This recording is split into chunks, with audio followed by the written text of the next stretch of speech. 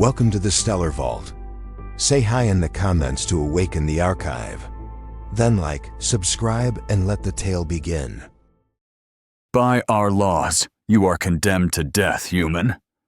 Condemned to die beneath Korvath's twin suns, the human walked as if the verdict were someone else's fate. The high plaza reeked of scorched metal and dust.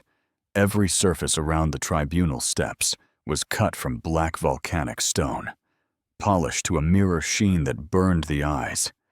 Behind barricades of spined guards, the crowd stood silent, their stillness sharper than any jeer. 2 guards hauled him forward. Alloy manacles bit into his wrists, yet his stride never broke.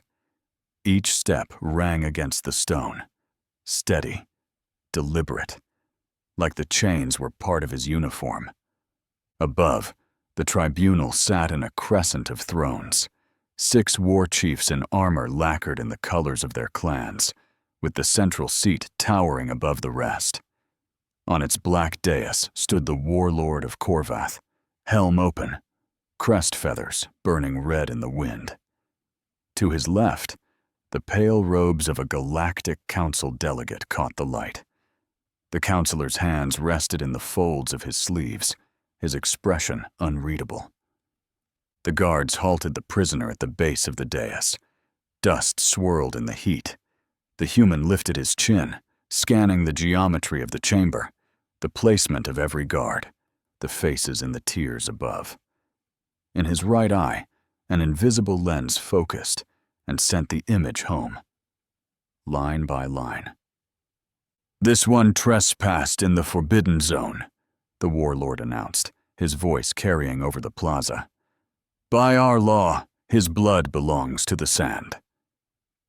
The counselor's voice was quiet, but the plaza stilled to hear it. "By interstellar accord, a member of the council's races has the right to trial by combat. Your law recognizes this."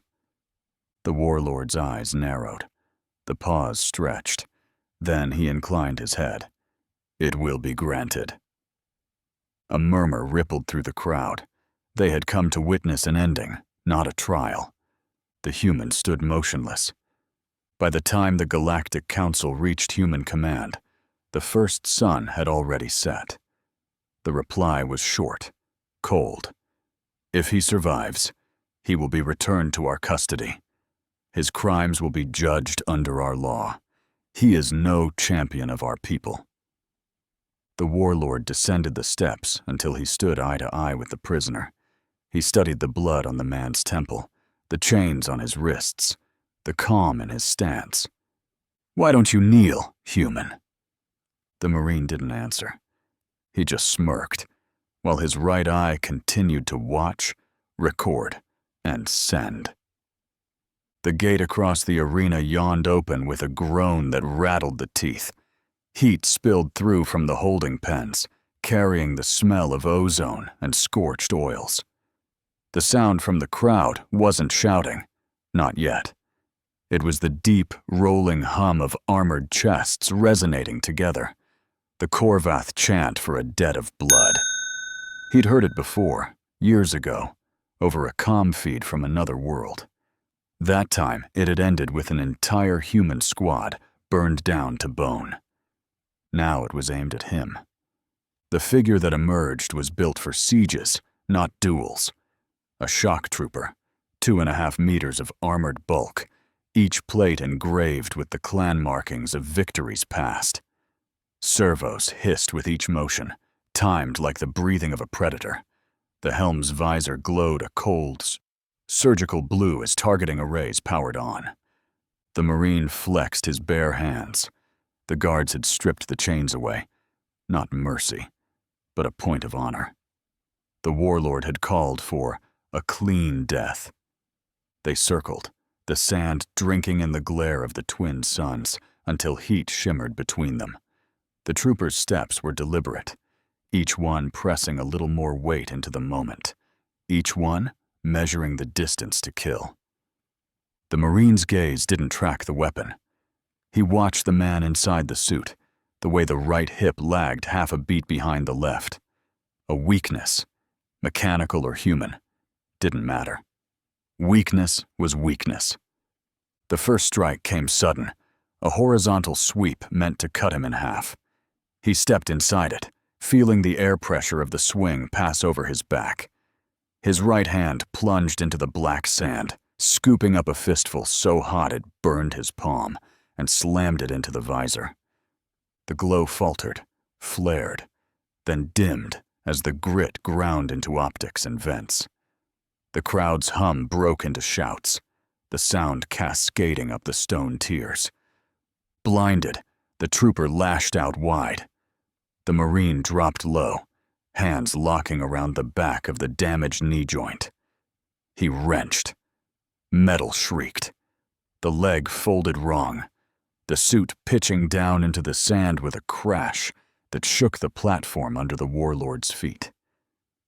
He didn't give the trooper a chance to rise. An elbow strike to the air intake crushed it in. The hiss of venting hydraulics followed by stillness inside the suit. The roar of the crowd was a wall of heat and hate. But beneath it, his trained ear picked up something else. A command barked from the shaded platform of the warlord's box. He turned his head just enough to catch a glimpse. There, an officer in ceremonial armor, helm under one arm, silver sigil inlaid across the breastplate. The same design he'd seen in the slave pens, burned into stone above the gates. His right eye's lens tightened focus, caught the image, and sent it home. The warlord stood. "First blood is claimed," he declared, voice carrying like a blade. The Marine straightened slowly, the black sand still clinging to his scorched hands. He didn't look at the warlord. His eyes were on the next gate, waiting. The arena sand had cooled by a fraction since the first fight, the twin suns lowering toward the serrated horizon, but heat still radiated upward in shimmering waves. Above it, the voices of the crowd had shifted from anticipation to hunger.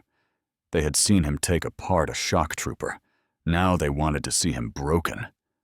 The gates groaned again, releasing a blast of stale air that carried the tang of oil, metal, and something sharper, the scent of blade resin. Out stepped the second challenger, moving with a precision that made the air around him feel narrower. The alien was tall, but not armored like the trooper. Instead, he wore light-scaled laminar plates that flowed over his form, each etched with sigils the Marine didn't recognize. Two curved swords hung in his hands, their edges black until they caught the light and flashed silver. The Korvath Blademasters fought for the crowd as much as for the kill. Every step was measured to show balance. Every turn of the wrist was a whisper of speed yet to come. They were executioners and performers both, and this one intended to give the plaza a show. The Marine's wrists were bound again, heavy alloy manacles linked by 1/2 meter of chain. The guards had not removed them this time. That was the warlord's signal to the crowd. This is the round where the human dies. The Blademaster began the duel, not with a charge, but with a slow walk, blades angled outward. It was a ritual pacing. The Korvath, approach of certainty. The crowd's low hum kept time with his steps. The Marine shifted his weight, letting the chain hang loose, testing its give. Not enough slack for full swings, but enough to wrap, hook, or choke. The links were oiled. His hand slid over them easily. The first strike came from the left sword, a probing cut meant to see if the prisoner flinched. He didn't. The blade kissed the manacle chain, a metallic ring carrying across the arena. The Marine twisted, trapping the sword against his bound wrists, then jerked hard to the side. The alien's wrist turned with it, the joint pushed against its natural range.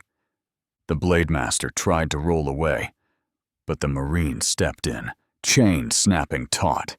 His other hand clamped the alien's forearm, and with a twist and pull, the sword dropped into the sand. Gasps from the crowd rolled outward like a wave. The second sword came high and fast toward his ribs. The Marine pivoted, letting it pass close enough that he felt the wind of it.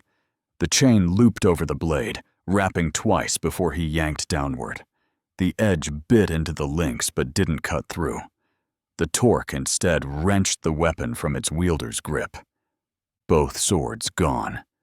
The alien stepped back, stunned for the blink of an eye, enough for the Marine to scoop one of the blades from the sand. He didn't swing it at his opponent. Instead, he turned, took 3 deliberate steps toward the wall under the counselor's platform, and drove the point into the stone so deep the hilt quivered. Every eye followed the gesture. A blade at the counsel's feet, an unspoken reminder that even shackled, the human could put steel where he chose. The blade master snarled and charged barehanded, going for a grapple. That was his mistake. The Marine met him halfway, chain looping behind the alien's neck, crossing at the throat. He twisted, using the man's own momentum to spin him off balance, then drove a knee into the small of his back. The alien collapsed forward, choking against the chain. He didn't kill him. Not yet. He planted a boot between the shoulder blades and forced the blade master's face into the black sand. With a final jerk, the man went limp. The crowd roared approval and fury in equal measure. Warriors respected strength. Leaders feared spectacle that wasn't theirs. While the guards rushed in, the Marine crouched as if to catch his breath. In that crouch, his hand closed over something in the sand. A small, ovoid comm bead, still warm from the blade master's ear slot. He palmed it, sliding it into the seam of his boot without a glance. A shift in the stands caught his attention. On the far edge of the warlord's box, 2 officers leaned toward each other, speaking into the shadow of their armor crests. The Marine's right eye tightened focus, magnifying through the heat shimmer. Their mandibles clicked in fast cadence. The translator overlay in his implant parsed fragments. Last shipment. Dismantled the site. Slave traffic. They were still moving people. The gates behind him clanged open again. The warlord's voice rang out, amplified by the arena's acoustics. The human still stands. The human bleeds. But he stands. Will he stand again? The Marine rolled his shoulders, feeling the sweat sting his cuts. His grip tightened on the chain. Let them open the next gate. The chain was still warm in his hands when the next gate thundered open. The sound wasn't the metallic scrape of armor or the deliberate cadence of a trained fighter. This was deeper, rougher, a grinding boom of steel straining against steel, followed by a bellow that rattled dust from the upper tiers. The crowd's hum fractured into sharp bursts of sound, excitement breaking through the ritual discipline. This wasn't just another warrior. It was an execution, Korvath style. The Marine let the chain slip through his palms until it dangled, its weight a familiar measure. The black sand under his boots trembled as something massive stepped into the light. It emerged slowly, as if savoring the sun after too long in the dark pens. A war beast, part scaled predator, part engineered nightmare, stood 3 meters at the shoulder, its frame wrapped in plates of bone-like armor fused directly to the flesh. Twin tusks jutted forward from a lower jaw the size of a man's torso, each polished to a killing point. Chains like anchor cables trailed from a collar, braced into the muscles of its neck, dragging broken stone behind them. Its eyes caught the light, not the dull gleam of an animal's, but something sharper, augmented, controlled. The Marine had seen something like it before, years ago on a fringe world, where alien pit masters tested hybrids for off-world buyers. That one had been smaller, badly wired. This one looked perfected. A handler stood just inside the gate, holding a polearm capped with a barbed prong. He jabbed it into a control node along the beast's spine. The creature roared, pawed the ground, and then the handler yanked the quick release. The chains dropped. It charged. The Marine didn't run. He angled toward the nearest pillar, feeling the heat rise as the beast's bulk closed the distance. He could smell it now. Hot animal musk laced with the acrid bite of engine oil. Augmentation ports, probably linked to muscle stimulators. That meant bursts of speed far beyond its natural gait. The first impact shook the arena. The beast hit the pillar full force, tusks splintering the stone in a spray of black shards. The Marine rolled away, sand scraping his forearms, chain dragging a long groove behind him. The crowd's roar climbed in pitch. He needed to end this without killing it, not for mercy, but for message. Killing the beast would be expected. Controlling it would insult every Korvath in the stands. The second charge came faster. He sidestepped at the last second, wrapping the chain around one tusk as the beast blew past. The jolt nearly dislocated his shoulder, but he dug his heels in, using its own momentum to wrench its head sideways. The beast stumbled, plowing into another pillar. Cracks spidered up its length. The warlord leaned forward in his seat, expression sharpening. This was clearly a fight for dominance, not execution. The Marine circled, chain trailing, forcing the beast to track him. He could see the pistons along its flanks cycling harder now, pumping more stimulant into muscle. Too much, too fast. The control systems were overriding instinct. That would make it reckless. Good. He baited it again, letting it think it had him cornered against the arena wall. At the last instant, he darted sideways and wove both boots into its flank. The impact wasn't meant to hurt, just to push its bulk into the last intact pillar. The stone shuddered, then split. The upper section toppled, crashing down onto the beast's back. It bellowed, thrashing, pinned but not crushed. Sand exploded upward, carrying the stink of shattered rock and panicked animal. The Marine walked toward it slowly, every step a demonstration of control. The crowd fell into a hush, broken only by the beast's labored breathing.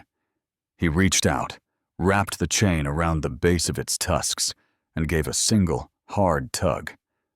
The message was simple. You're mine now. The beast went still. The silence in the arena was almost complete when he let go and stepped back. Then, from the upper tiers, a single voice barked something in Korvath, an insult by the rhythm of it, and the noise crashed back in. Guards poured into the arena, surrounding both man and beast. One knelt to secure the creature's control collar again, jabbing the prong to make it snarl for the crowd. The warlord stayed seated, but his eyes never left the Marine. As the guards moved to escort him out, the Marine crouched for a moment, ostensibly to check the manacle on his right ankle. His hand slipped to the concealed seam in his boot. In that instant, he pressed the micro-vials of alien toxin, lifted earlier from the enemy, deeper into the lining. The evidence was secure. When they hauled him upright, he was smiling. The warlord's gaze tracked him as they dragged him toward the gates, and the Marine saw what flickered there now. Not contempt, not even anger. Something closer to calculation. The kind of look a predator gives another predator before deciding whether to fight or to hunt together. The holding corridor stank of damp stone and oil, the air thick with the musk of the war beast still clinging to his skin. Guards flanked him on both sides, their armor brushing the narrow walls, boots clicking in a cadence meant to remind him who controlled each step. He let them. The chain binding his wrists was shorter now, heavy enough to make every movement feel like dragging an anchor. It gave the impression of helplessness. That was fine. The crowd might have been fooled. The warlord was not. They reached a set of tall iron doors carved with overlapping Korvath clan sigils. The guards halted. From inside came muffled voices, sharp, clipped, carrying the hard edges of argument. One door opened just enough to admit the prisoner. The chamber beyond was cooler, lit by narrow shafts of sunlight that fell across a long table. Around it stood the warlord and 5 clan leaders, their armor muted for counsel rather than combat. At the far end, apart from them, the Galactic Council delegate stood with hands folded inside his sleeves. The conversation broke off when the Marine was led in. He caught the smallest flicker in the warlord's eyes. Not surprise, not welcome, just acknowledgement that the man before him had lasted longer than anyone expected. "You make my warriors look weak," one of the clan leaders said. His crest feathers rattled as he spoke, a sign of restrained fury. "The crowd thinks you cannot be killed." The Marine stayed silent. "It is not a matter of can or cannot," the warlord said, his voice low but carrying. "It is a matter of when. And the crowd is beginning to think when will not come today." The council delegate stepped forward. "Then perhaps it is time to end the trials before the spectacle undermines their intended message."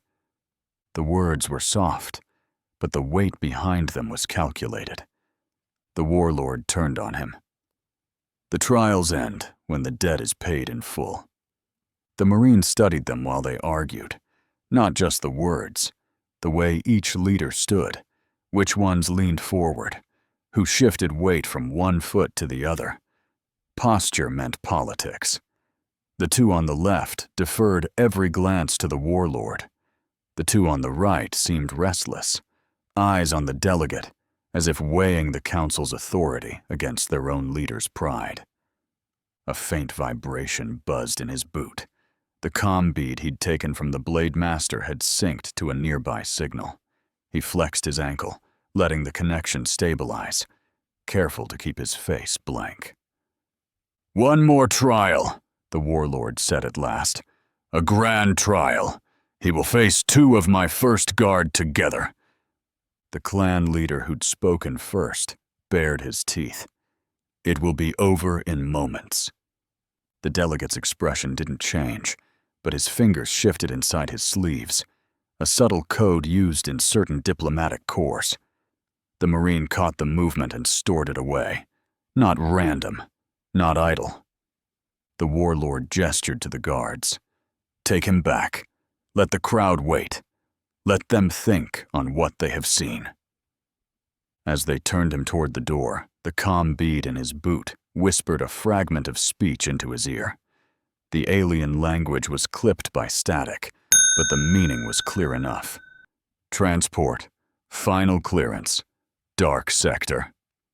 So the shipments were still moving, and the council delegate was here to see it happen. The guards led him down another narrow corridor. Ahead, the light from the second sun flared through the opening to the arena's preparation pit, a harsh, rising glare that signaled a new day by Korvath reckoning. The sound of the crowd swelled again, a living wall of noise. They shoved him into the ready pen, a barred enclosure at ground level where the next combatants would be staged. Across from him, through the iron lattice, he could see them. 2 figures in dark crimson armor, motionless as statues, the first guard. They were taller than the average Korvath, shoulders broad, limbs corded with dense muscle. Each held a long, curved blade in one hand and a hooked spear in the other. Their helms bore no clan markings. The first guard served only the warlord, bound by oath to his life and death. They ignored the Marine entrance. He sat on the bench bolted to the wall, head bowed as if resting. But his eye, the one no one could see working, swept the preparation pit, mapping distances, angles, shadows. The ground between the gate and the arena wall sloped slightly, enough to use for momentum if he could force a turn. The gate chains hung within reach if he timed a movement during their rise. The crowd chanted in waves above, the rhythm building. Somewhere beyond them, the warlord's voice boomed, announcing the final trial. The Marine closed his eyes for a breath, felt the chains weight in his hands, heard the clink of armor from the two across the pen. Then he opened them again. The hunt resumed. The gate chains rattled, lifting. Sand hissed as it slid into the grooves beneath. Across the pen, the first guard moved at last. Two crimson-armored figures stepped into the light, weapons gleaming. Curved blade in one hand, hooked spear in the other. Ritual, marking the ground before the kill. The two figures emerged in perfect unison, each step striking the stone as if one body controlled them both. Their armor was scaled bronze, overlapping plates that caught the light in shifting patterns. No crests, no banners, only a black slash painted across each helm where the eyes should have been.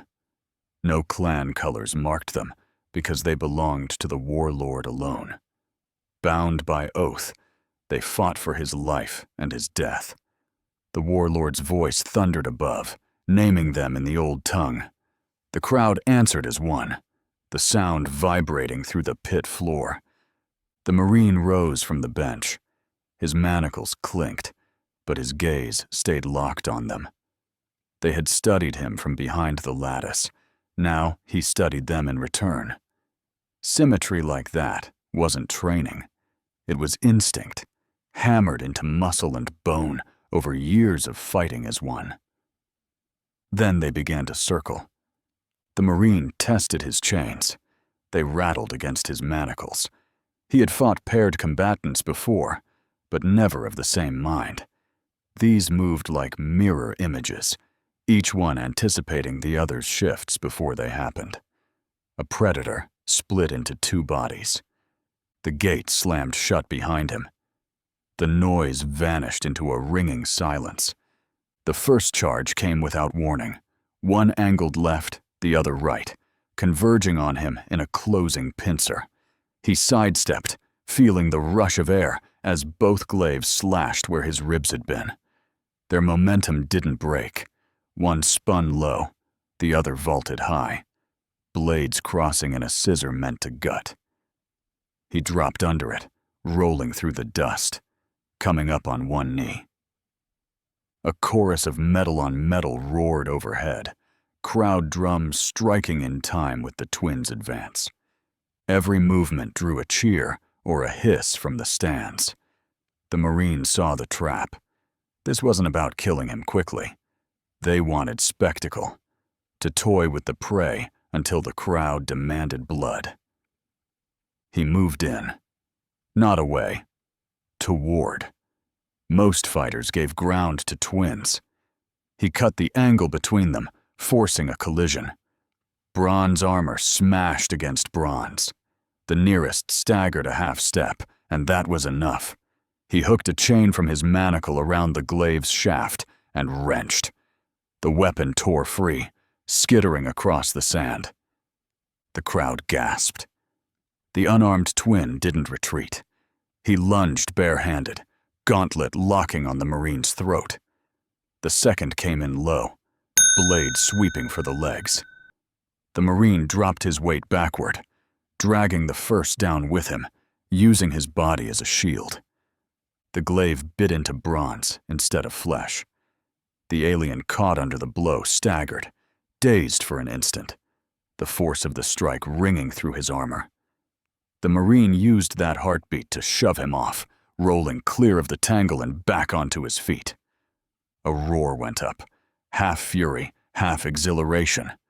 They adapted fast. Their next exchange was tighter, cleaner, cutting off his angles. The Marine's breathing deepened, each inhale catching the iron tang of his own blood in his mouth. His right eye kept working, mapping their patterns. 3 exchanges, then a feint. 5 strikes, then a switch in lead. He broke it. On their next feint, he stepped straight into the line of attack, taking the hook of the glaive across his forearm to slip inside its arc. Pain flared white, but he ignored it, driving his free hand into the joint seam of the nearer twin's armor. Once, twice, 3 times, until the plate cracked under the blows. The alien snarled, the sound swallowed by the crowd's roar. The Marine shoved him into his partner, their weapons tangling for an instant, just enough space for him to move. He sprinted toward the gate chains, not in retreat, but for height and momentum. Leaping, he caught a chain in both hands, using his full weight to swing himself into a wide arc over the sand. The twins closed in beneath him, blades ready to strike as soon as he dropped. He let go at the apex, crashing down boots first into both of them, the impact staggering them apart. The pit trembled under the collision. Dust coiled in the heat as the Marine straightened, breathing hard, one glaive now gripped in his hands. Across the sand, the twins rose on opposite sides, their perfect rhythm fractured, one cradling his arm, the other guarding his ribs. Above, the warlord leaned forward. The drums shifted tempo. Faster, urgent. The fight wasn't over, but their symmetry was gone. And in that break, the Marine saw the opening that would end them. The twins staggered to their feet, their movements jagged now, the flawless symmetry from before reduced to instinct and grit. This never happened before. They were invincible together. Now their injuries broke the connection that made them a weapon in 2 bodies. The Marine shifted the stolen glaive in his grip, chains swaying at his wrists, his stance steady despite the blood tracking down his temple. Above, the crowd's roar wavered, excitement tangled with uncertainty. This was not the neat spectacle they'd been promised. The warlord stood from his throne. A single gesture, and the drums fell silent. The sudden absence of noise hit the arena like a shockwave. The twins froze mid-step, weapons lowered, but eyes locked on the Marine. At another signal, gate guards spilled into the pit. They surrounded the champions and ushered them away. Their weapons never pointed toward the Marine, but never away either. The Marine stayed where he was, chest rising and falling, watching the twins vanish into the shadowed gate. The sand between them was scarred with arcs from the glaives, boot prints, and fresh streaks of blood. From above, the warlord descended the carved steps at the edge of the pit. The crowd quieted further, leaning forward, sensing something beyond the fight about to unfold. The warlord stopped a few paces away, towering over him. His voice carried easily in the hush. "Why don't you kneel, human?" The Marine's grip tightened on the glaive. Blood dripped from the cut along his forearm. He could feel every camera on him, council lenses, alien recorders, hungry for his reaction. His voice came rough, but steady. "Because I'm not here to beg. I'm here to show you what comes next." The words hit like a thrown blade. Even before the crowd could react, feeds were transmitting across worlds. Somewhere beyond the arena, in a human command bunker, operators confirmed the signal. Data uplink complete. The warlord's gaze lingered on the Marine for a long moment after the words hung in the air. The arena was silent, save for the hiss of the wind pushing grit along the blood-marked sand. From the tiered platform above, the counselor stood. His robe caught the light, silver threads glinting against deep indigo. When he spoke, his voice carried across the pit with the weight of protocol. "By the agreements of the Galactic Council," he said, Humanity must be informed of the result. The prisoner will remain in custody until his own kind arrive to pass judgment and to punish him by his peers. A ripple of unease passed through the crowd. All eyes shifted back to the warlord. For a heartbeat, the tension between them hung visible, a silent challenge beneath the formal words. Then the warlord inclined his head, not in deference, but in acknowledgement. "That is what was agreed," he said, his tone level. "And I accept what the counselor has spoken." Then the crowd erupted, not with the unified roar of before, but 100 different voices, some cheering, others shouting in fury. The sound splintered and raw. The warlord didn't look at them. His attention never left the man before him. One subtle tilt of his head, and the gate guards advanced. They didn't rush him. They didn't point weapons. They formed a box around him, walking him toward the northern gate. It wasn't victory. It wasn't defeat. It was something in between. Something the crowd couldn't read, but the Marine could. Above, the council lenses tracked every step, broadcasting the image of a bloodied human, chains swinging at his wrists, flanked by alien steel. The chants from moments ago had faded into whispers. As they passed under the shadow of the gate arch, the Marine caught the warlord's voice, pitched low, meant only for him.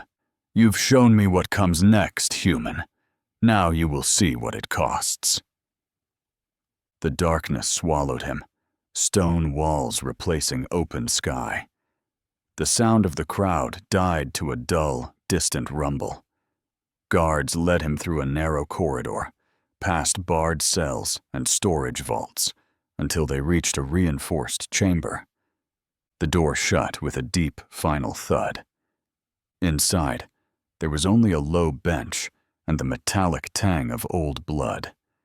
He lowered himself onto the bench, glaive gone, wrists heavy with iron. His breathing slowed. Pain radiated from the cut on his forearm and the deep bruise along his ribs, but behind it all was the one thing the warlord couldn't take from him. The mission was done.